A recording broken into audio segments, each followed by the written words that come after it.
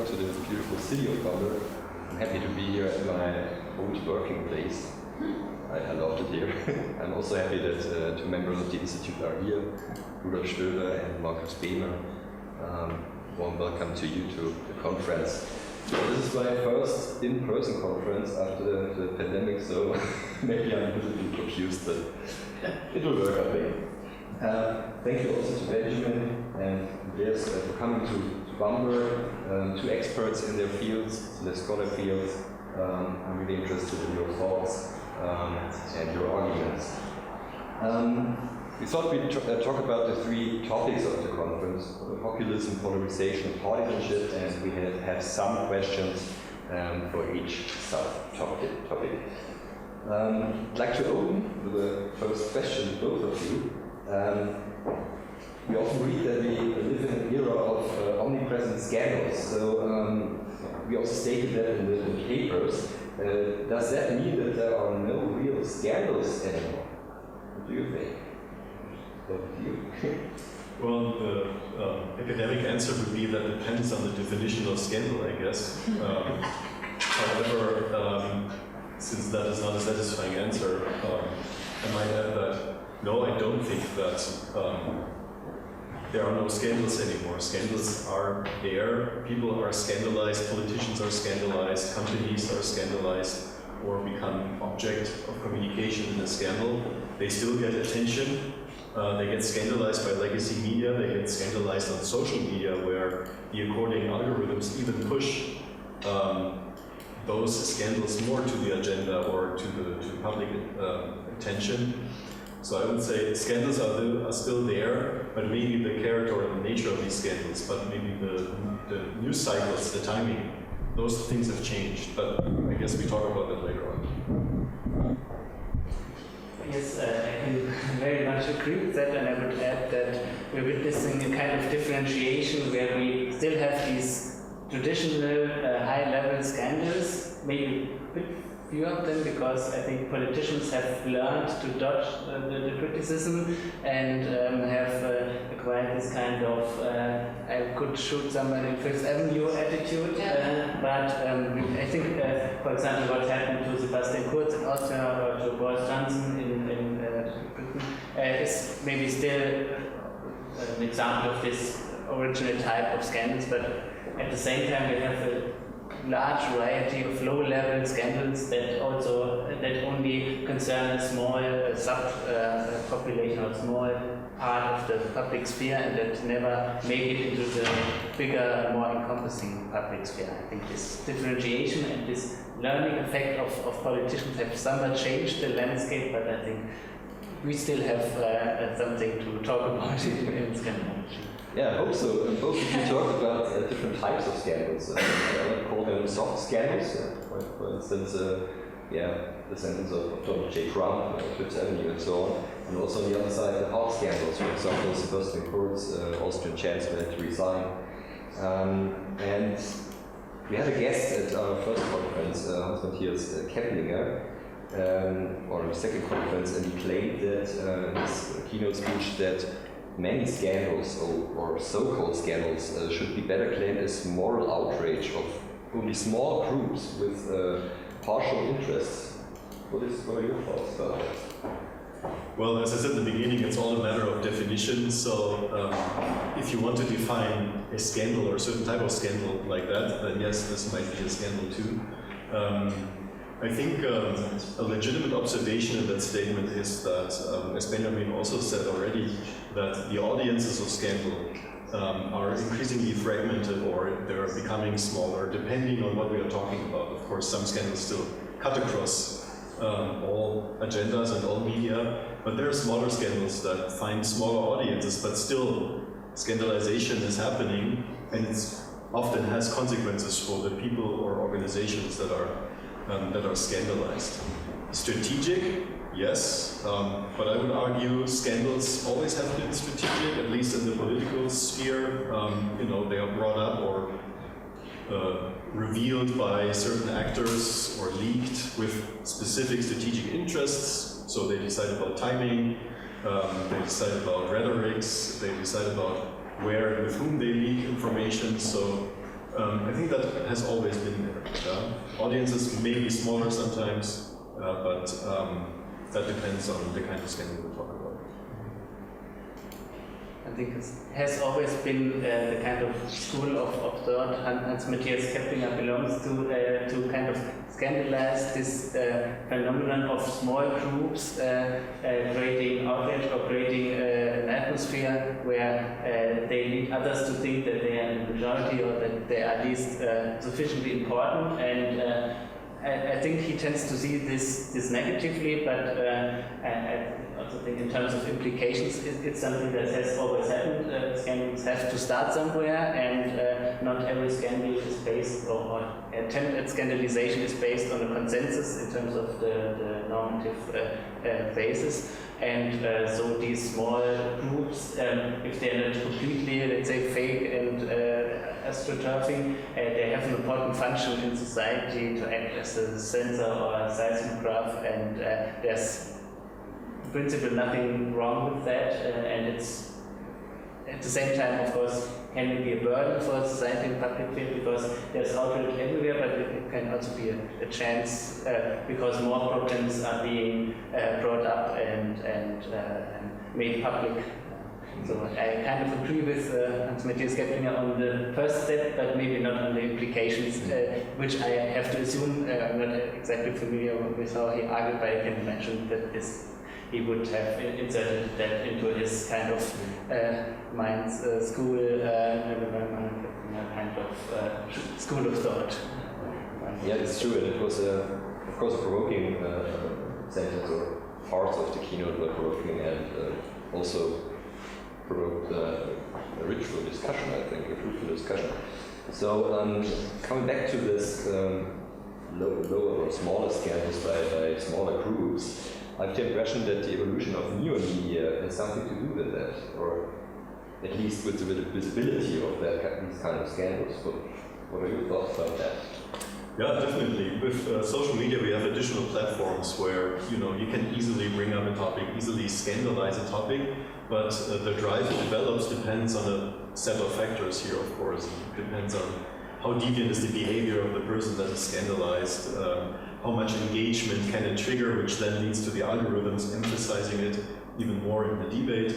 But I think the impact of social media, the logic of social media work, is important and is changing the landscape of scandals, if you want so, yeah? And creates a platform for many smaller scandals that certain audiences dealing with. So did you know, for example, that Adam Levine, singer of Maroon 5, was just accused of cheating or being a notorious flirter, yeah? And his wife is pregnant at the moment, which makes it a more interesting scandal, I guess. And then I just learned, just to let you know more about it, I just learned that he asked one of the girls he flirted with if he can use her name to name his baby. So he definitely has to respond to that. So he and his wife are definitely in a crisis right now and have to respond to that scandal that probably many of you didn't know about. Yeah? But still there is a scandal out there. Yes, I think there are these low-level, small-scale scandals, and certainly more of them due to social media, but I also think that social media is not a flat landscape, but that traditional actors such as politicians or traditional media organizations still play an important role and have an important function to amplify these kinds of scandals because of their large audience, their followership. So it's not as if everyone could start a scandal, but certainly it's easier for organized, also small-scale organized interests and even sometimes ordinary citizens to start scandals online, but not in a way that would completely level the playing field. That's true, and Andrew and I discussed these cases, and we have the impression that especially social media plays an important role in a visible polarization of society. Is there a real polarization, or do we only feel like, or are we only feeling that there are that there is a clear polarization? What are your thoughts about that? Well, as a communication scholar, I might argue that if we all feel that we are in a polarized society, then we are in a polarized society. However, I would say, yes, it's a real phenomenon. It's a serious phenomenon that is happening. It depends on the society as well, to what extent. I don't see, for example, the degree of polarization here in Germany as I see it in the United States, for example. But still, we have a process of polarization here in Germany. A lot of people, individuals, families can give you examples about, hey, there is this one person who's voting for AfD and defending their positions. I don't talk to that person anymore. That's something I have not really heard about or experienced, in the past before that phenomenon came up. And in the United States, of course, the whole political landscape and media landscape is highly polarized, including the people, politics, but also the even traditional media. And then, if we look into the social media landscape, phenomena like filter bubbles, echo chambers seem to contribute to that polarization in this online environment. So from my point of view, it is real, it is there. Also agree, everyone says so, there must be something there, and it's almost a self-fulfilling prophecy even, but also not sure if what the actual what we should compare present times to. What was the era where there was no polarization? Maybe a very short period in the 90s or 2000s where society managed to trick itself into believing that there are no more ideologies, no more political camps. Everyone was in favor of capitalism and deregulation. Even the Social Democrats, from left to right, there was a large consensus, but even that wasn't completely true. So it's always the question: what were those times without polarization? But on the other hand, I think, in at least in certain countries, it's something we can measure and it's something we can observe, and it's certainly not unconnected to social media, but probably also not as the sole cause, as probably social scientists probably should say when asked such a question. Yeah, and that's the old discussion about the filter bubbles and so on, so in which extent are they there or not, and so on.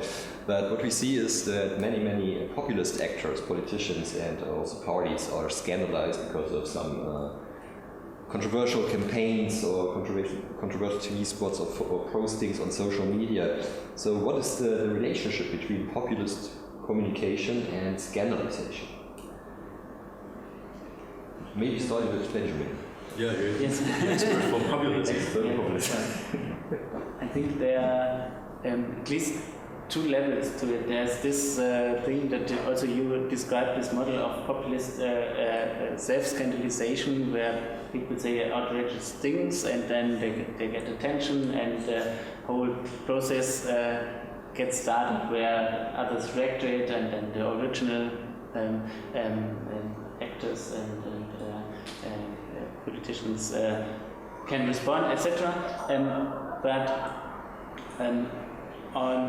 At the same time, they are also the ones who are very much scandalizing others and participating to a general anti-elite and anti-political sentiment in society. But at both levels, I think the traditional media have, to a certain degree, learned their lesson and sometimes no longer participate in this perpetuum mobile of populist scandalization.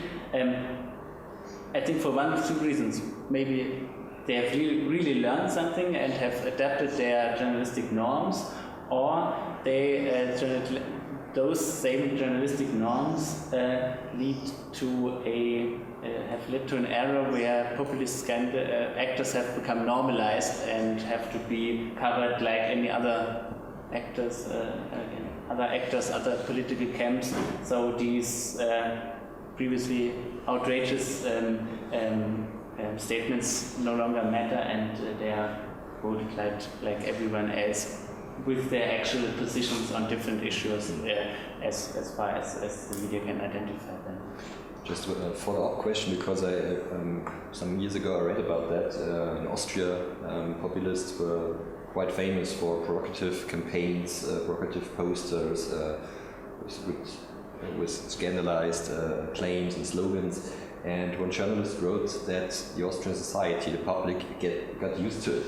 So it's maybe the first step to some kind of as you said, normalization. We all get used to it, controversial campaigns and so on, and that could be a first step into normalization. Yeah, I would agree. So many populists, what they're trying to do is that they're shifting values. So they're deviating from values in order to gain attention, because attention is their currency. They do that by some kind of deviant behavior or statement that is contradicting current social and moral norms. But the more they do that and the more people play that game with them, the more these deviations get the new normal, basically. And then the next populist has to even go beyond that. So it can be a process of amplification there. Yeah, of course, there's another possibility that populists get scandalized for a long period by traditional media, by journalism. But we see that many scandals do not harm populist actors. If you look at Berlusconi or Trump, we had the Trump example, or Geert Wilders in the Netherlands. Why is that? They don't get into trouble. They stay in office or still running as leading candidates. How does it work? Yeah, that's a good question. I mean, if we would have the answer, we would probably publish a great paper on it. So I think there's a lot of research in political science and political communication that right now I'm not aware of completely, that maybe can give a little bit of the answer here. In my opinion, I would argue that, well, first of all, it depends, of course, which country, which politicians we talk about, because these dynamics can be very different depending on the political and cultural context and all that. If we take Donald Trump as an example, I think we can observe that he gets scandalized like every other week, basically with something,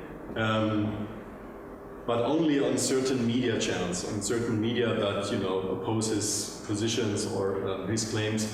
On the other hand, he has partisan media that strongly support him, Fox News, OAN and others. Second, in these scandal situations, he gets only scandalized on the political level by the opposing party, not by his own party, who back him, who support him, and that makes it easier for his supporters and voters to keep voting for him, to keep supporting him, which gives him power in his own party, on the other hand. So in the first scandals, there are no consequences. He stays in office, he stays being successful, there is no bigger institutional response to it, so there is no change, there's no correction. So what those populists are learning is, it works. So they keep doing it, and that's why they are to some extent immune to those scandals. And then the next strategy comes in, which also is taken, for example, in Germany by the AfD and some others, is they immunize themselves against criticism of third parties by eroding and attacking the credibility of legacy media, for example, or by scientific institutions who are usually, critical with these actors. So in the eyes of their supporters, legacy media and others are not credible anymore. They're all lying, they have fake news, they have their own strategic agendas, and that helps them to immunize themselves for those kinds of scandals, just to name a few things that play a role. I want to add one more factor, which in the case of Trump, Berlusconi and others might play a role. It's not just communication and support, it's also power. So they have some power in the background through finances, but also through fear of opposing persons in their own party, for example, and that fear and power also helps them to not get attacked or criticized too much in public. So those are some of my hypotheses here. Maybe Benjamin, you could add something about the narrative populists use in populist political communication, because there's a certain narrative talking about elites and social outgroups relating to the Scandalization process. I think one element is exactly what was already mentioned, to delegitimize elites or certain outgroups who tend to scandalize populists' behavior or statements, and to create an antagonism between those elites who no longer represent ordinary people, or between those outgroups who do not belong to the core of what constitutes the people in some country, and to delegitimize their criticism by certain minorities or by certain elite institutions, and also to create a narrative where only the populists themselves are the authentic representatives and politicians, and to them and some of their supporters, it doesn't actually matter whether everything they say is factually 100% correct or even morally correct, but that they are authentic, that they are saying what everyone is supposed to be at least thinking, or what they are thinking. And this sense of authenticity is, to some at least, I think more important than correctness in terms of factual or moral correctness, and that's what makes them attractive and to certain constituency, and what to those people makes them true representative of what ordinary people feel, because those who feel powerless in the face of these elite institutions, those who do not feel represented, what matters to them is not some statistic on vaccines or something, but that someone really tells truth to power, that someone really speaks their mind, and that's what the populists are supposed to do, and they are not engaged in everyday bargaining or everyday issues and problem solving in politics. That's not what interests their supporters, but but a kind of redemption, as Krämer called it, and redemptive politics that once and for all throws out this old elite and gets in someone really authentic, such as John or whatever, as ridiculous as that may seem to outsiders who are not really attracted by this kind of habitus or this kind of rhetoric, but to the core supporters, that's exactly what makes them authentic, and it's also a source of this polarization, which is not only ideological but I think also stylistic or based on different ideas of what politicians should look like, talk, how they should talk, etc. Mm-hmm. That's true, and both of you already mentioned that the media is also are also part of the elite, so some kind of an enemy for populist communication. But however, we have a strange relationship between traditional media and populist communication. Which role does media play in Scandalization processes or in the strategy of political communicators? One of you already said that media is kind of more aware in Germany today than it was a few years ago concerning the AfD, Alternative for Germany. Did that change? And what was the relationship before? Do you have any examples for that, for picking up some scandalous tweets or postings or posters and write an article about that or doing an interview? Yeah, I'm not sure what and if actually changed in terms of, we're talking about legacy, the traditional media basically. So they keep giving scandals and populists a stage. They keep giving them attention, of course. You know, sometimes more, sometimes less. Maybe they learn their lesson and then do not go into every trap that someone sets for another person to be scandalized, or maybe they fact check a little more on so-called fake scandals and so on. But they keep being the ones who give attention and a stage to populists and to people that are scandalized or organizations that are scandalized. I mean, to a certain extent, that's the job of journalists. Yeah? It depends on the kind of scandal, of course. And many scandals are used very, very strategically. And there is where journalists have to be careful and see what's the source, what are the facts, what are the intentions of the source. Yeah? Think about leaked emails that somehow come from Russian intelligence services and get leaked in democratic countries to somehow blow up the political peace, which sometimes works very effectively. And this is where journalists are learning and trying to not go into that trap. But I think it's difficult, especially in times of crisis of, traditional media that are still struggling to keep attention, to get refinancing, and so on and so forth. So those are some observations. I think some journalists have learned their lessons and do not engage in this kind of he said, she said journalism when it comes to populist actors, and they are sometimes very discriminatory or false statements. But there's still lots of schemata in journalistic news selection that can be triggered by populists, for example, something being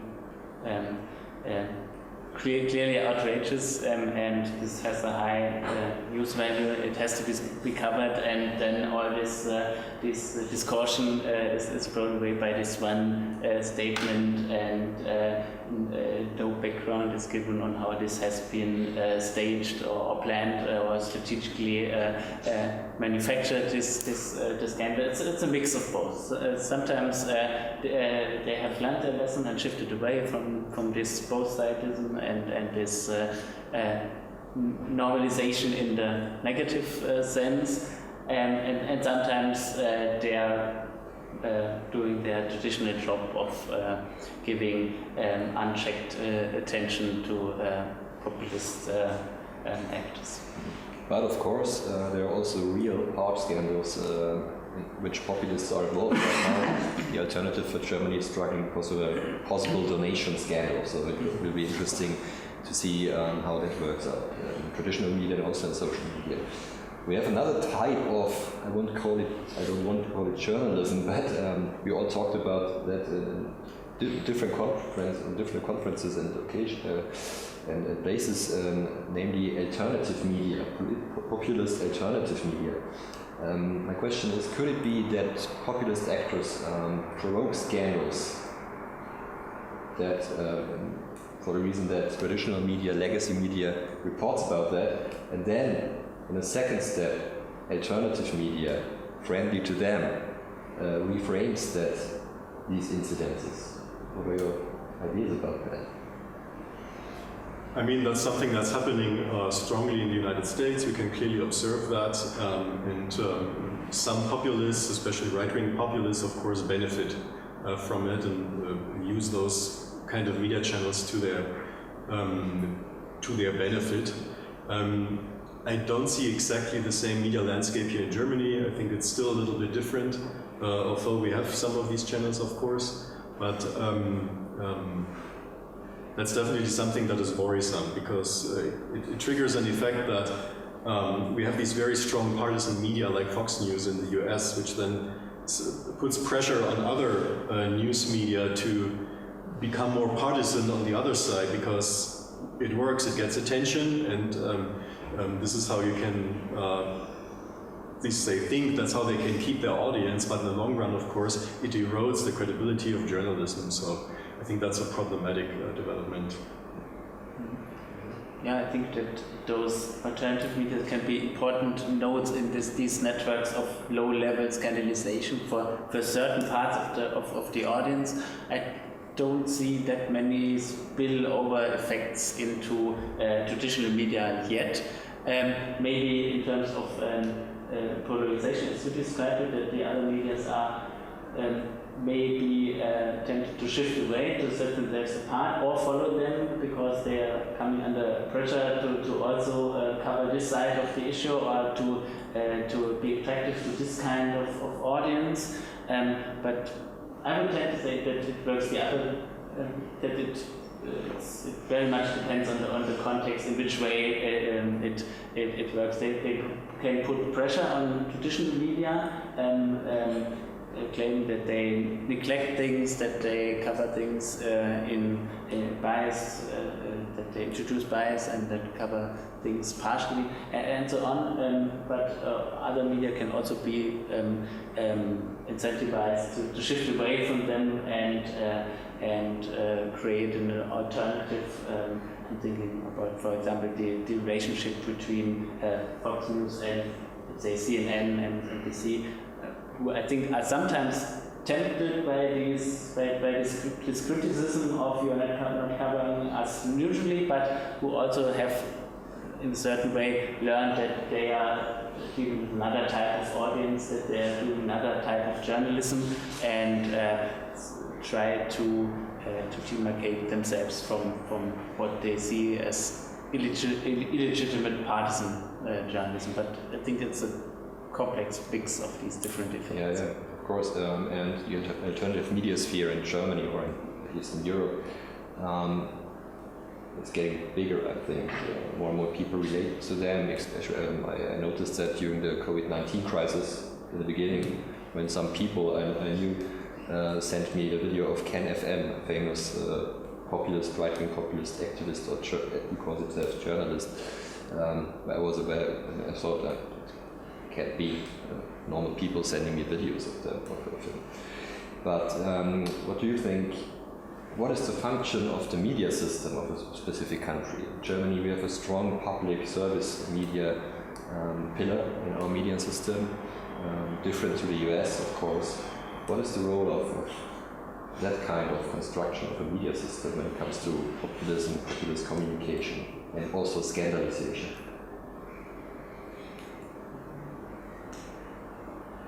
Difficult to say. Traditionally, of course, the public service media have been kind of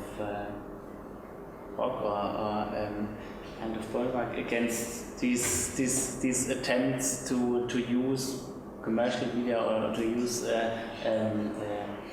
tabloid journalism to create attention for pseudo or all kinds of scandals.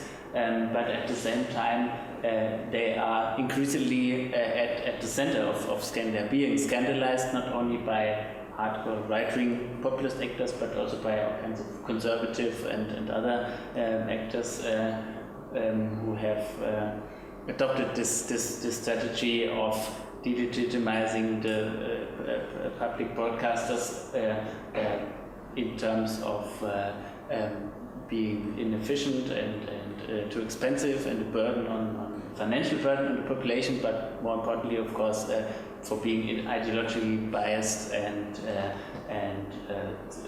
too strongly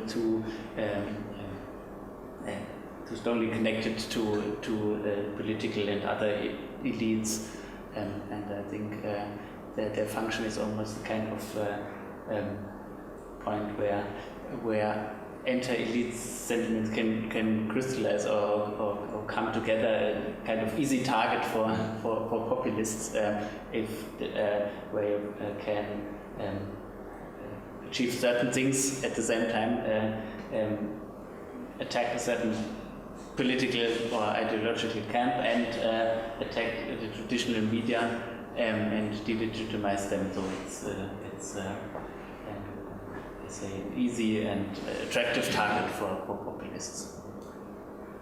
Yeah, so I would agree with that. For me, it's clearly visible that the public broadcasting system in Germany is basically the main pillar of serious journalism, at least for TV and radio journalism, I would say. But for the same reason, they get very attractive targets for populists, especially right-wing populists. But not only, you have this conflict for years, like why should we pay the fees and all that, that basically finances that journalism. But they get increasingly attacked. and questioned because they have some government and party representatives in those so-called broadcasting councils. They get easily blamed by right-wing followers, etc., that they work for the government, and they only say what the government wants them to say, which obviously is very, very far from the truth. But among certain groups, followers, fragmented audiences that follow those populists, it's a credible message, unfortunately. Yeah, that's true, because they're labeled as the elite combined with politics, of course. That's the narrative of populist actors. Another thesis I want to point on is that maybe the business model of private media and also public service media has something to do with the quantity and quality of scandal reporting.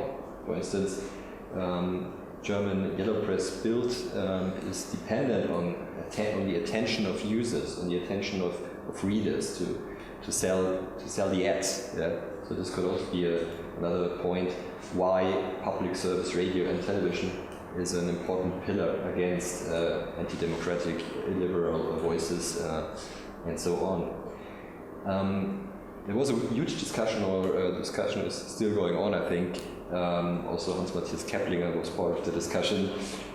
He talked about the thesis that scandals can repair a society. For instance, if there is a hard scandal, a donation scandal of a party, or another serious occurrence, he said that's not true. Most scandals are not there to repair society or social subfields of our society. What are your thoughts about that? Yeah, I know a little bit about that discussion. I would argue that in the past there were scandals that sometimes brought to light something, deviant behavior, violation of norms, sometimes legal norms, that in the response by society or some institution led to a correction. Stronger mechanisms of control, more transparency in money flows for political parties and those kinds of things. So in that sense, a crisis and sometimes a scandal can be a corrective that has an important function. However, if we observe these examples like Donald Trump and those kinds of populists who get away with all the scandals, that do not trigger larger or more significant institutional corrections, those scandals do not have a positive function, neither for democracy nor for the political system. The contrary is true. So we observe an erosion in trust of people in democratic institutions, in politicians, etc. And these scandals building up and having no consequences are definitely contributing to that. So it's a kind of a difficult decision especially for journalists. Do I report on a provocative claim, for example, or do I not report to not foster the attention-seeking process of populists, of course.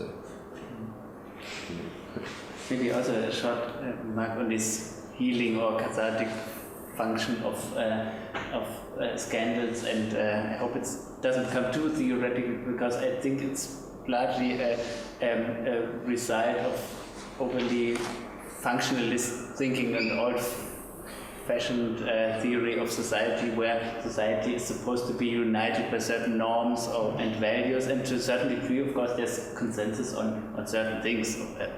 That's clearly the case, but I think in a differentiated society, we cannot hope that to some cathartic event suddenly everyone agrees on certain norms and values again. It will always be a clash of interest and ideological struggle, and I think of course scandals can be catalysts for certain developments, for the evolution of society, let's say, but I don't think they can achieve a kind of new consensus or somehow heal society. I think that's simply an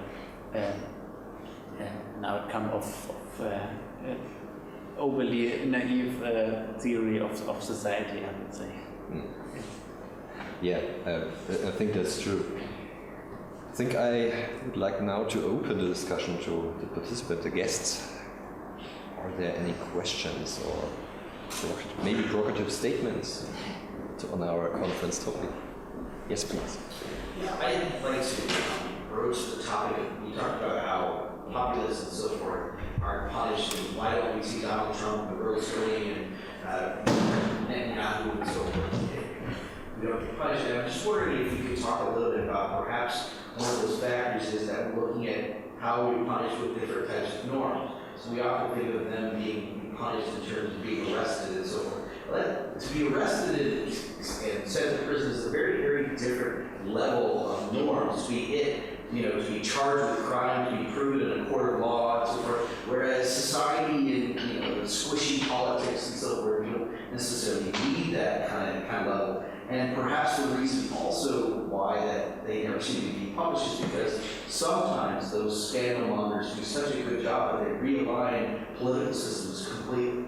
In political science literature, it's realignment. It usually takes political parties. The reason why parties in the US, there's a two-party system, is because they constantly realign themselves to match what those populists come from outer edges, they move to the center, and then those parties realign to match themselves to those. So I'm just wondering if you could talk about those kind of levels. Perhaps it's the level of norms that you have when we're talking about the idea of punishment in politics. There's some fundamental differences there that seem to, I would love to see Donald Trump punished, but it's a very, very different bar than, say, him being thrown off of office, which is a form of punishment. Berlusconi tossed off. Netanyahu finally, you got these different. Well, yeah, that's true. But we can wish for things. So I just wanted to hear your kind of thoughts on that. I think actually this kind of scandalization works, maybe not to the degree that would satisfy certain people, like for example us who would maybe like to see Donald Trump arrested, but I think they are being punished in terms of support. Trump, to us, the number of supporters may still be too high in terms of certain normative expectations we would have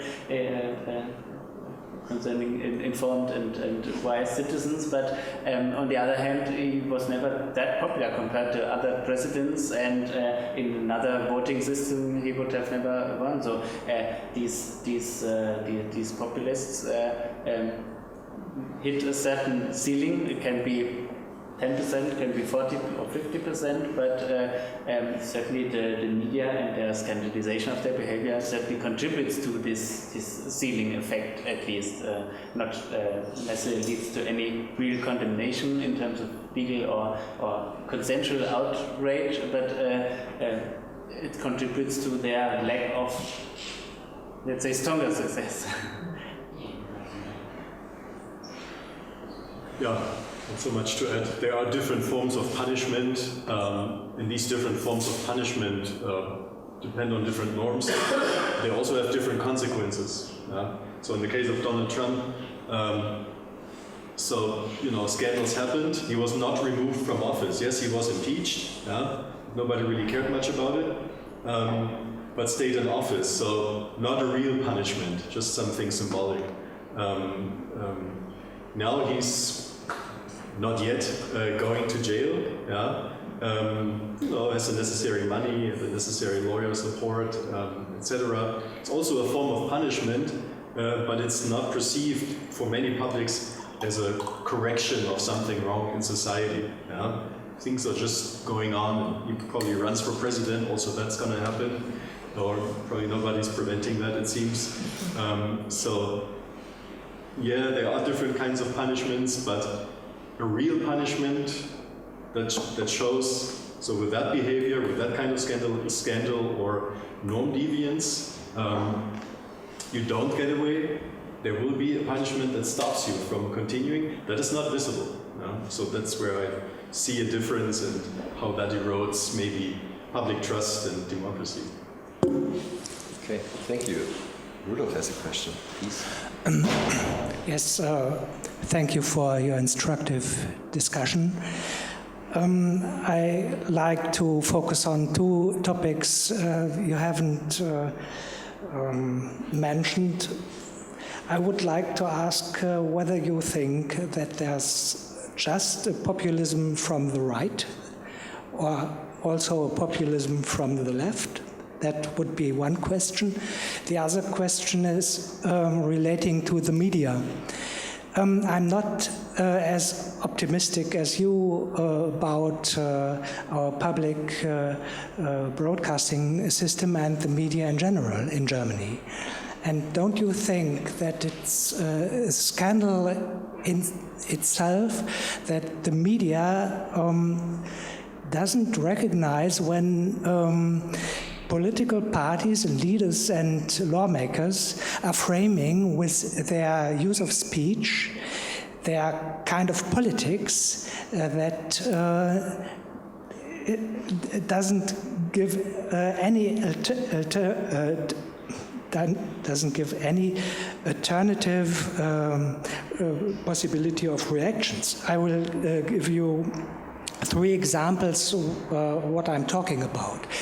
When lawmakers in America make an Affordable Care Act, or in Germany make a good Kita-Gesetz, a good kindergarten law, or geordnete Rückkehrgesetz, just to mention the other part of the Great Coalition, the last one, the replacement in order, or so.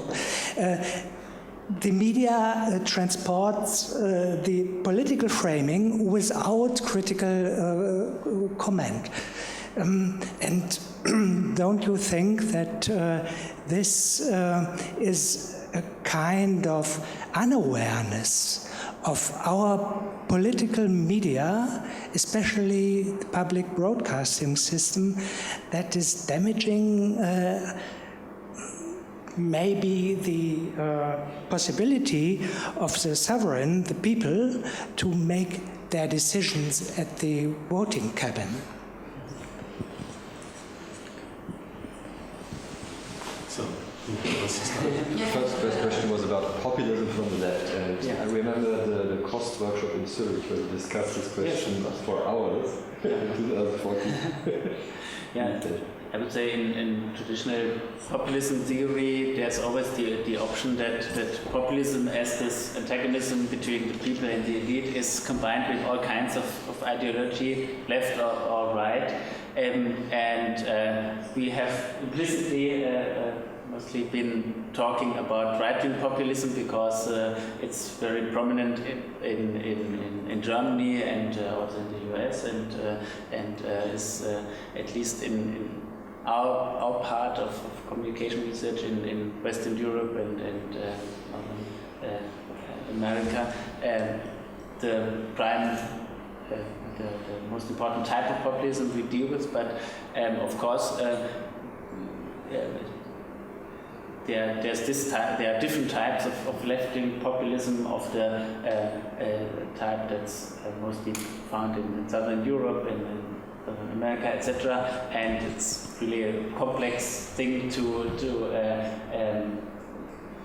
generalize across these different types. And yes, I think left-wing populism works somewhat different in terms of its relation to scandals.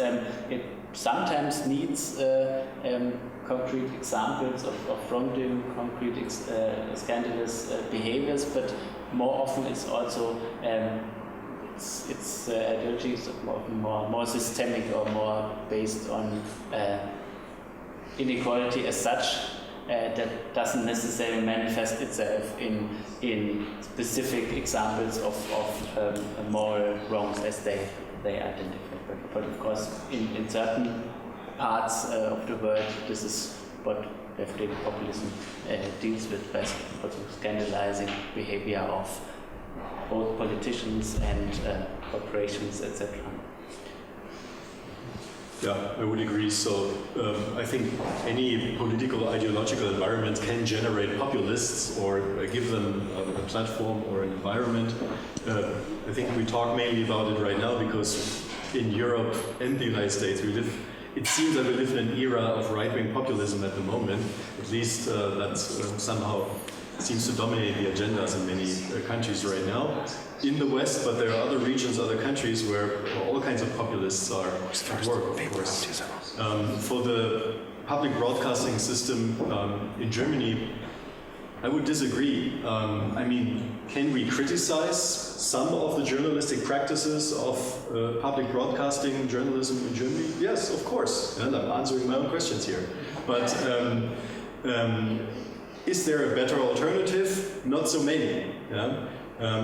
So I feel this is still an important pillar for journalism here in Germany, because these journalists do not highly depend on advertising, on sales, on even on attention, although to some extent, of course, that still drives them. So I think that is still a very important institution that is hard to compete with in Germany, in journalism, I would say. I mean, there's still some, other good journalistic institutions around, of course. But so if we focus a discussion on one news show like Tagesschau, for example, yeah, of course, the news are short. They sometimes just reproduce certain statements that, the chancellor said this and someone else said this. So they follow their frames, their input to some extent. And yes, of course, that needs more analysis, more critical points. But for that, you go to a different news show. You go to a different program or format where all that analysis and discussion basically is there, is given, is criticized. Also not perfect, of course. It could be better. There could be other things. Could be deeper. Something like that. But from my point of view, it is there, and it's still an important pillar of journalism in Germany.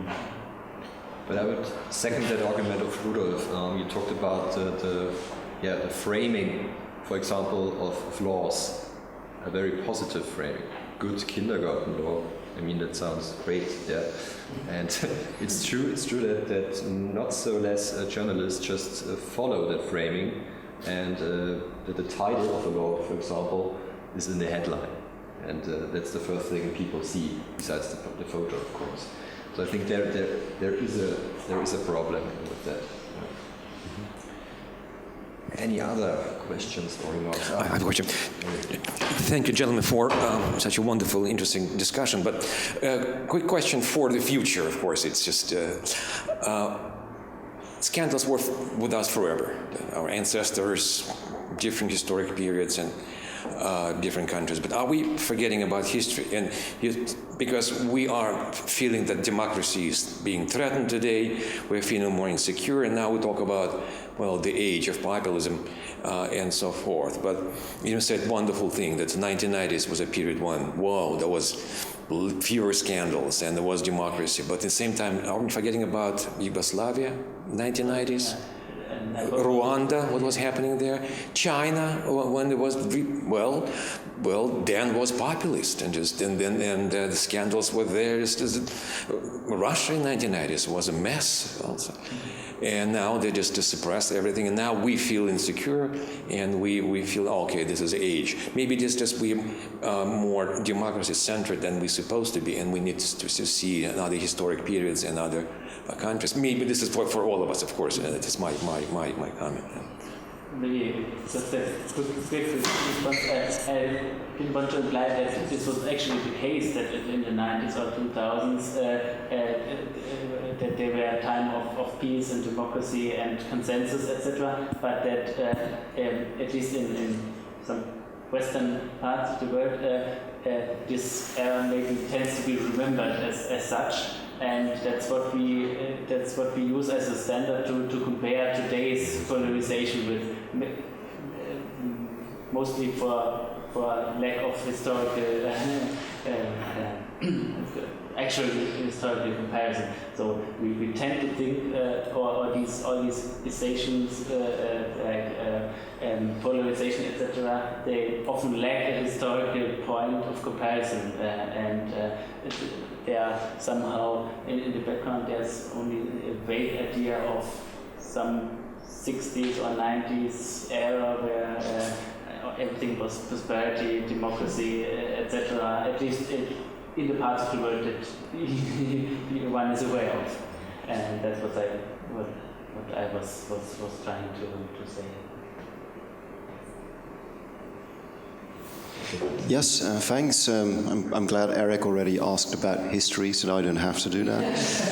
I was thinking about what you were discussing earlier. Why are populists not punished for all the scandals they wind up in? And I wonder if it's not actually often the opposite. It's not a punishment, it's actually an award.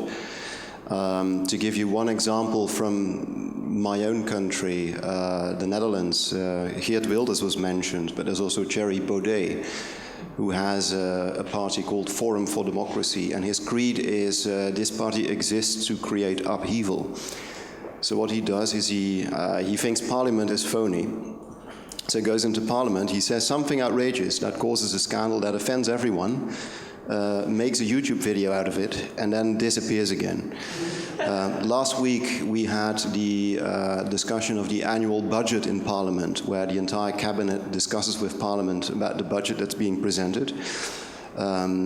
He managed to offend the cabinet so much that they collectively walked out of Parliament, which has never happened ever before. But guess what dominated the news that night? You know, not the other 24 hours of discussion that were being had, but that particular scandal. And of course, many people will then say, oh yeah, this just confirms once again that he's nuts and that he's completely immoral. But people who agree with him that Parliament is phony will actually, they love this, and they click on his YouTube videos and his alternative social media. So every scandal is an award and fuels him. So it's not a punishment at all. Sure, because that's the top news story on the agenda. Yeah, that's all everyone will talk about. Yeah, I mean, I think that was not implied when we talked about it. So, of course, public attention is not the punishment for populists. Public attention is their currency, is their reward. That's what they live off, basically.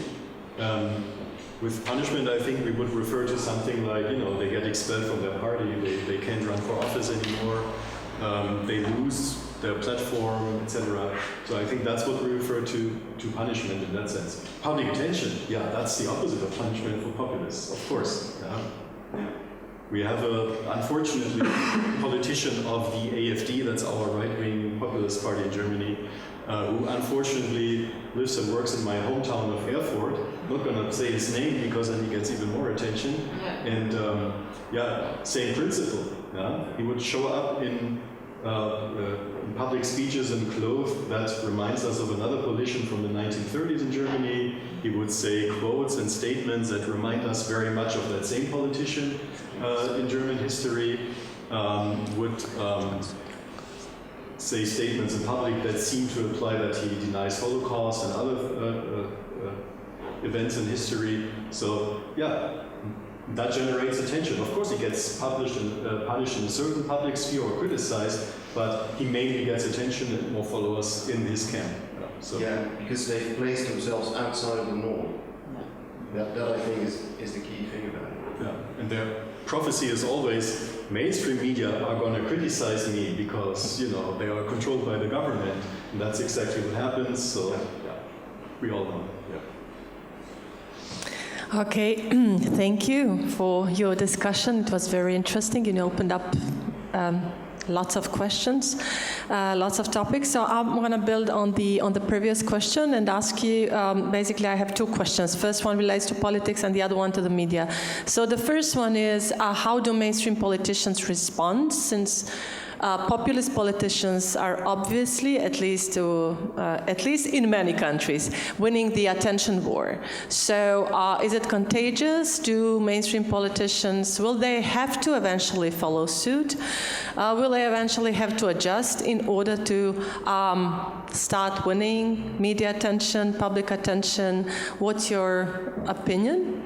And my second question refers to false balance in the media. So, of course, it's impossible to answer, but what's your opinion? In previous decades, it would be probably scandalous in itself to say that the Earth is flat, right? And today the question is, should we invite flat earthers to a television show or not? So your opinion on that? Yeah, it's the journalistic norm of being impartial, which also requires that you give every side a chance to talk. But I think it very much depends on the issue, what journalists should do or what they should not do here. Of course, if you have two candidates running for president or for chancellor, and one of them is a populist, you have to involve both sides. You have to include them in the discussion. Yeah? Otherwise, you're not doing your job as a journalist. For the opposing politician who maybe or maybe not a populist, that's more difficult. I would like to look at more research to get a better answer here or give a good response. But I guess for them it is important to not focus all their communication on just their opponent, because then, you know, the opponent wins because they give them all the attention. Of course, they have to try to establish their own issues, their own topics, etc., which is very difficult in a populism environment. Anyways, I lack now awareness of good research to say what's the right behavior, what's the right decision to do here. And that was another point that I wanted to make. I just forgot. So Benjamin, it's on you now. I think it's also shown by empirical research that populism is contagious to a certain degree, or not only populism as such, but also the host ideology. For example, if right-wing populists are successful, conservative or even social democratic or similar parties will adopt their rhetoric. But the research I'm aware of also suggests that it's mostly not a winning strategy, but because what you win on one side, you lose on the other side, and you create awareness for an issue that is owned, sense of issue ownership, by another party that profits from it. So it's very difficult to explain to other journalists or politicians or most people that it's not a successful strategy. It would even be a reason to be optimistic, but it's nevertheless very difficult to explain. Yeah, empirically it happens, and it doesn't even work. That's the paradox about it, at least as I see the state of research. And what I find interesting about discussion of flat earthers and both-sidism is that how unspecific journalistic norms can be, and how they collide, and how journalism doesn't manage to really clarify or debate on how to actually implement these norms, or why there's no systematic debate, hardly even in research, but even less so in journalism, of how, for example, this idea of hearing both sides and sticking to the facts can be reconciled in a situation where one side doesn't stick to the facts. And I think journalists muddle through with all kinds of solutions, such as both-sided debates and then fact checks, but I don't see a real debate about how to specify journalistic norms in a way that would really allow to find a solution to this kind of problem. Maybe there isn't one, maybe there's also, and there are also very different opinions in journalism, I think so, but I don't really see a very systematic debate on this issue, only partial solutions and small adaptations, for example, more fact checks, etc., which are important, but don't solve this more general problem of unspecific journalistic rules that create all kinds of paradox when faced with certain types of political actors, for example, populists that don't stick to the truth. A quick comment on that. As Wikipedia, you know, they ban any entries of a flat Earth concept. Huge article in Wikipedia about that, saying that we sponsor academic research, but we don't sponsor nuts, essentially. That's what they decided to do. Okay, are there any other questions? Or? Yeah, further questions from the audience. Maybe I wonder something. The example by you, Martin, was pretty interesting. I mean, in American politics, there are numerous examples that go into that direction. I mean, usually would say, how can you degrade yourself like that, walking in parliament, playing the clown? But it seems like this idea of what is shameful to do in public has somewhat eroded, and that brings me to my question. I mean, everybody talks about that we're living in an era of post-truth, but what do you guys make of this claim, for instance, by Ruth Wodak, that we are living in an era of post-shame? Yes, I very much agree, at least for, again, parts of the population. I think there's more, I think, differentiation than a shift. But I think political styles have become more diverse, and the norms we used to judge them differ more than before, where there's one type of behavior that would fit a politician that would be adequate in parliament and as a political leader. But on the other hand, there have always been outsiders. Again, we would also so we need historical comparisons on that and compare the styles of earlier politicians. Should be called with these kinds of claims, but I think political styles have become more diverse in many directions, not only in the less shameful direction.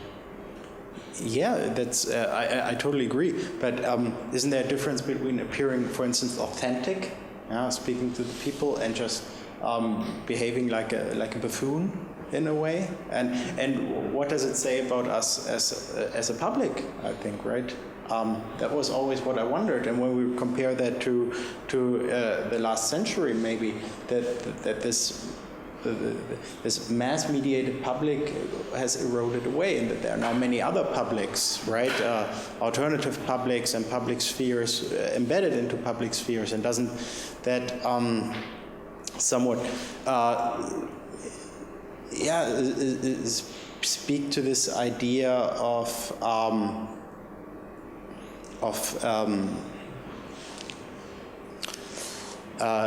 us lacking common ground as a society? I mean, you called it a naive functionalist argument, but isn't there something that connects us as modern societies? For instance, traditionally a reasonable discourse, truthfulness, those are pillar stones of modern society. I mean, you could say, well, maybe they are just narrative, discursive strategies, even illusions, but are they really, or weren't they communicatively mediated so as to become real at some point?